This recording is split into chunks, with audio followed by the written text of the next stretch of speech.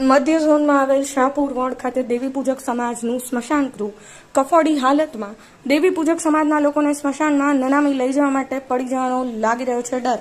હિન્દુ ધર્મની લાગણીઓને દિલ દુભાય તેવા દ્રશ્ય જોવા મળ્યા છે। તંત્ર કે સ્થાનિક નેતાઓને કેમ આ દેખાતું નથી? જુઓ આ વિડીયોમાં।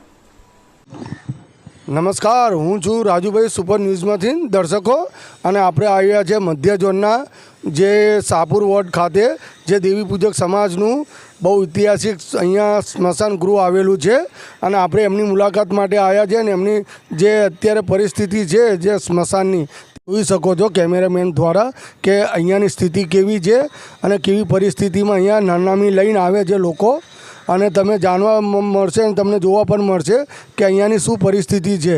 તો આપણે તે બાબતે અહીંયા જે સમાજના દેવી પૂજક સમાજના અહીંયા સંચાલક તરીકે છે એમનું આપણે નામ જાણીશું, અને નામ જાણીને એમને વિગત પૂછીએ કે કેમ આવી પરિસ્થિતિ છે। તો તમે જણાવશો કે તમારું નામ શું? અમે મહારાજ ગોપાલનાથ છીએ। મસાણ છેલ્લા 35 વર્ષથી સાચવું છું। સમય પ્રમાણે બધું કામ કરાવતા રહ્યા છીએ, પણ હવે અહીંયા જે નદીના કિનારા ઉપર આ મસાણ છે એ બધો ખાડામાં હતું, તો અમે એને ઊંચું લીધું છે।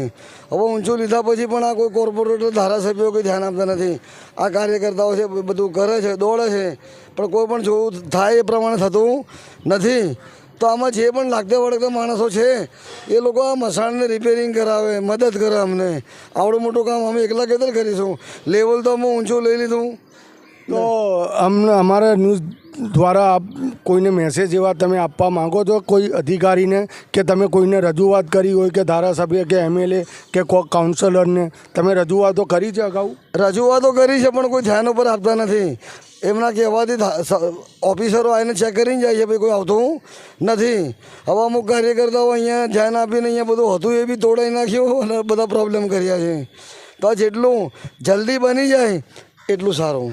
ના, તો તમારે અગાઉ હવે શું પગલાં ભરવાના છે તે તમે દર્શાવશો?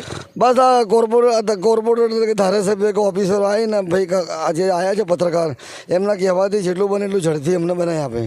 અચ્છા, તો આમની આ વિગત હતી જે હાલ અત્યારે દેવી પૂજક સ્મશાનની તમને હાલત બતાવી છે જે કફોડી હાલતમાં છે, અને એમનું કહેવું એવું છે કે અમે રજૂઆતો ધારાસભ્યશ્રીને કર્યા, કાઉન્સિલરને કર્યા, પણ કોઈ ગ્રાન્ટમાંથી કોઈ બજેટ આપવા કે તૈયાર નથી। અને હાલમાં આ પરિસ્થિતિએ નનામી લોકોને લઈને આવવામાં મુશ્કેલી પડી રહી છે। અને અહીંયા એવું પણ જાણવા મળ્યું છે એમના થ્રુ કે અહીંયા વરસાદ પડે છે ત્યારે ખૂબ જ પાણી અને અહીંયા ગંદકી થાય છે, અને તેના હિસાબે અમે અહીંયા લેવલ ઊંચું લીધું છે, અને આ લેવલના ઊંચું લેવાના કારણે અહીંયા બજેટના અંદર કોઈ પણ ફાળો કોઈ તંત્ર દ્વારા કે કોઈ સ્થાનિક નેતાઓ દ્વારા કોઈ પણ